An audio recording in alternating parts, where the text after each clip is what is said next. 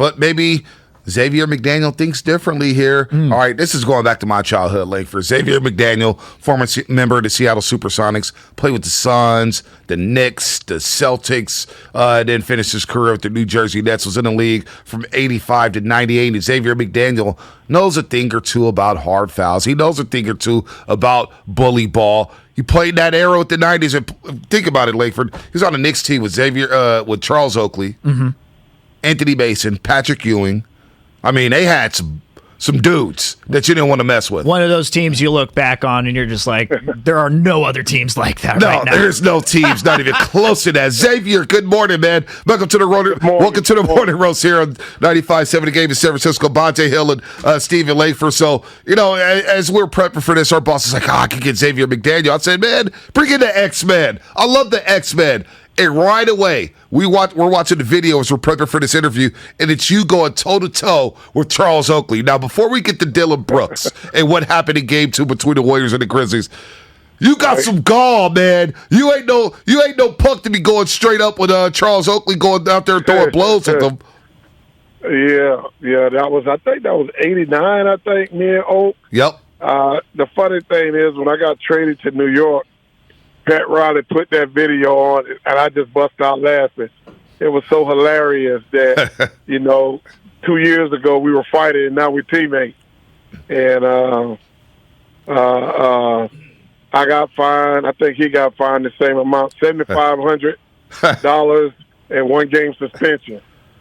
So what do you think? You how time done changed now. Yeah, times have changed because fines are going for $50,000, $40,000. You flip off the crowd like Kyrie did in Boston. You're getting a $50,000 fine here. So what do you think about what happened the other night? Dillion Brooks and Gary Payton II. We believe it was malicious. I don't know if Dillion Brooks had the intent to hurt him, but he had the intent to send a message. How do you view that play there? I agree with you. I don't think he intended to hurt him, but he intended to send a message. But I think most of the players, I don't think really no one really tries to hurt you.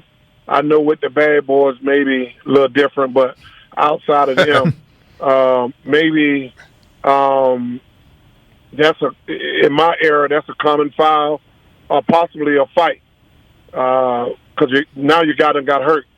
And so, and if it wasn't going to be a fight, then, when one of their guys goes to the hole, we're going to try to crack their skull. And that was the rule back then. I mean, look at baseball. You throw at somebody's head, they'll pick the next, when the other team come out, they're going to throw at your guy's head. I mean, that's just the way sports are.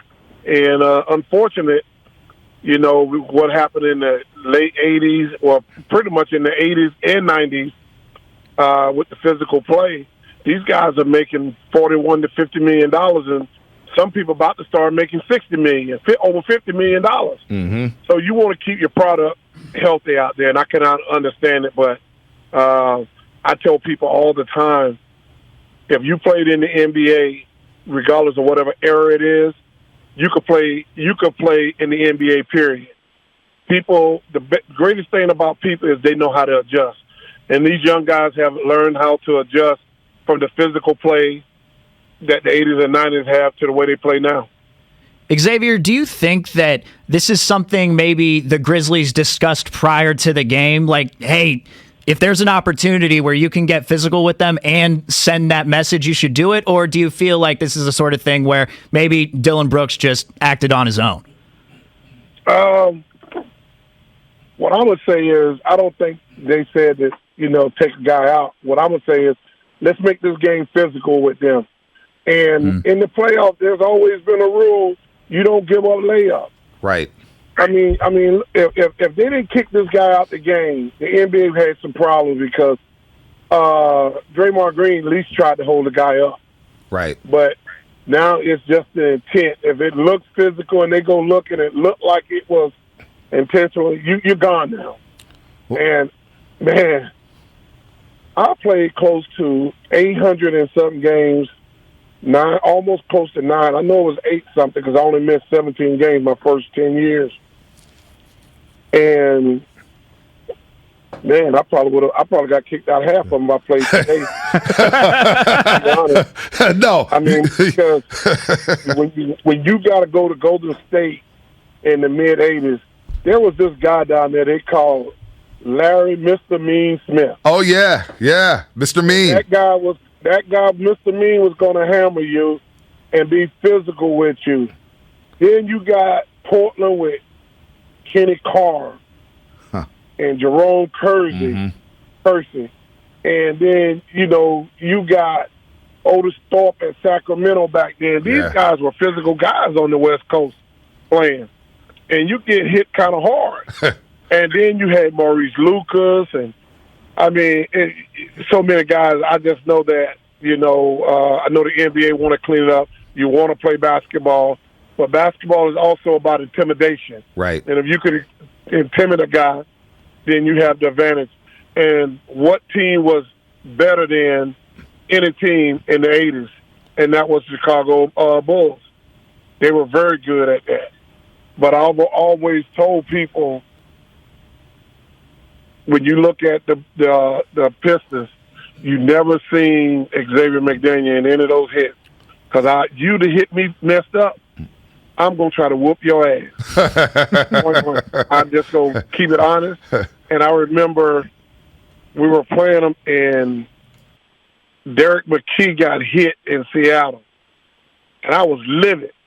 And it was Mahorn hit him. And, he hit him hard. And I told Derek, get your ass up. I was like, get your ass up. And I said, Nate, call the same play. And the officials knew I was mad. And he tried to come in. I said, you guys didn't do nothing. And I said, call that same play. And I promise you, any of these motherfuckers touch Derek McKee, I'm going to break somebody's fucking jaw. And so we called that. Xavier McDaniel on the Morning Roast here on 95.7 Game. He's got turned up for a second. Yeah. He got turned up for a second. Hold on. Happens. We'll get him back on. We'll get him back on, baby. We had to dump a couple things. He got going. Xavier McDaniel played the league a long time. Look, this was no scrub. He averaged 15 points in his career, 6 rebounds. He had some years where he had 23 points per game, 21 points per game, 20. Former member of the Sonics, an all-star, was on the all-rookie team. When we get him back on here in just two other things that I wanted to ask him about, though. We need that. Wow. Gonna try and move through it, push through it. Gonna need I'm gonna need the Gary Payton trash talking story that he has that he loves. Are you sure? Are you sure you want that story? It might be. It might run the risk. But he also. Let's get Xavier. We got Xavier back on. We got him back on. We don't have him.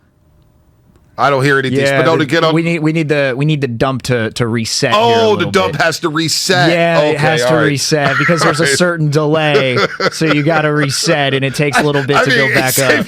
Big Daniel has YouTube fired up right now. They're fired up right now. Jeez. Oh man.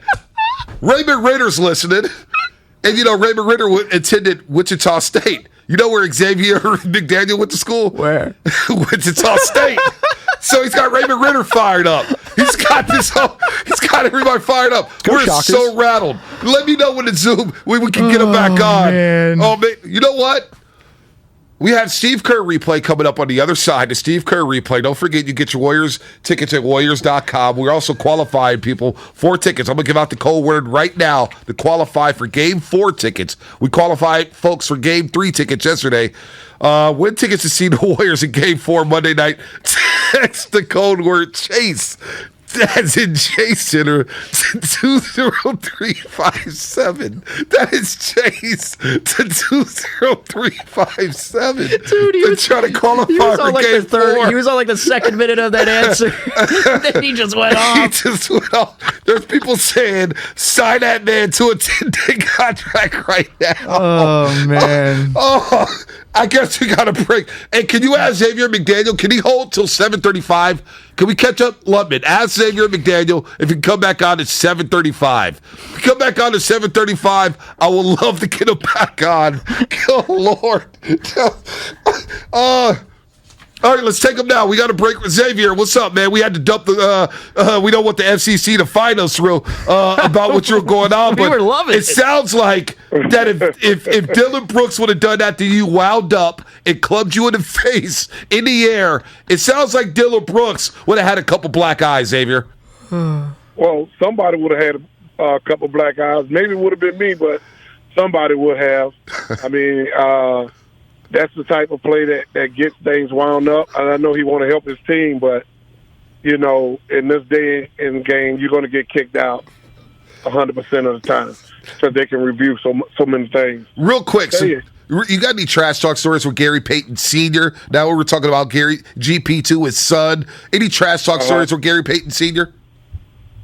You said what now? Any trash talk stories, legendary trash talk stories with Gary Payton Sr., because you played with him when he was a young pup out of Oregon State. I only played with Gary for 15 games. I wish we could have played a little longer, but we only played 15 games. I knew Gary was going to be special, and he just had to figure it out. And that's what young guys got to do in the NBA is figure it out. You get a guy, you know, guys who get, like Wiseman. I watched him in Columbia, South Carolina, play in high school, and I was like, oh, my God, this guy is just so gifted. And, you know, they come in at 19 and 20 years old, and they just haven't figured it out. You know, I came in the league at age 22. So I was a little bit more older, a little bit more mature, and I had to figure it out. You know, I remember Al Wood telling me, I remember we would be playing Golden State, and Purvis Short would be just dropping them rainbows in my face, and I'm trying to play defense on it, and I'm about to get it. Right. But he keep arching it over me, and Al Wood say, hey, only way you're going to get him back is you got to go at him offensively. I had to figure I wasn't going to just stop this guy defensively. Right. I had to stop him with offense, too. And so when we were playing, and we're coming in Golden State or Oakland, and I would be offensive-minded but still keeping my defensive presence there because a lot of times with guys, you just can't beat them with your defense. You have to beat them with the offense because now if I'm scoring on him, what is coach going to do? Well, we need to slow McDaniel out, which means they need to take him out to try to slow me up with a defensive guy. So these young guys, they just got to learn how to figure it out. And the game is so much faster. Yeah. No doubt. School and college. X-Men. So much faster. X-Men, let me ask you quickly before we get you off here because we do got to run. The Showdowns with Michael Jordan.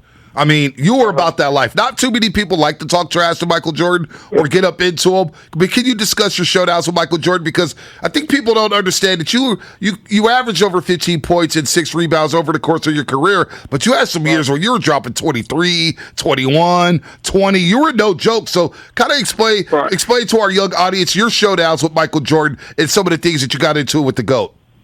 Well, mostly a lot of people identified me when I was with New York. But I was like, Mike, I'm not scared of you. I would tell Mike in a minute, I'm not scared of you. And I used to always tell officials, if he's that great, don't give him no calls. Make him earn these calls. Because, you know, I mean, like a lot of great players, they get a lot of phantom calls now. And so I just wasn't wanting to back down. And if you knew where I was from, think about some of the worst parts of Oakland. Well, that's where I'm from. It just ain't in Oakland, you know? Yeah. So I grew up in a real tough neighborhood with a lot of tough guys, and a lot of them played basketball. And I can remember when I was young, and one guy said, you better stop giving them the ball. And you start standing up. And I was 16, these guys 22, 23. So, you know, you're thinking, and, you know, he was like, hey, it's better to get your tail whipped than be a coward. Don't be no coward. Get your tail whipped. And I started learning that at 16 years old. And I started telling guys, no, I'm not giving it up. You want it, take it. And that's how you start commanding respect. And so, and I know the game ain't played that way no more.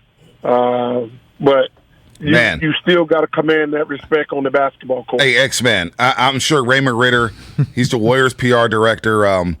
He attended Wichita State. He's a big-time Shocker fan, had season tickets when you were at Wichita State, when you were the first person to lead the nation in both rebounding and scoring. I mean, the fact that you used to shave your head and eyebrows just for intimidation, we understand you were about that life. We need to get you out here to Chase Center for some intimidation. Maybe you can punk the Grizzlies, man. Wear a jersey, a 10-day contract, whatever you want, X-Man. Please. But you're welcome to the Bay anytime you want. Hey, I'm not even going to lie.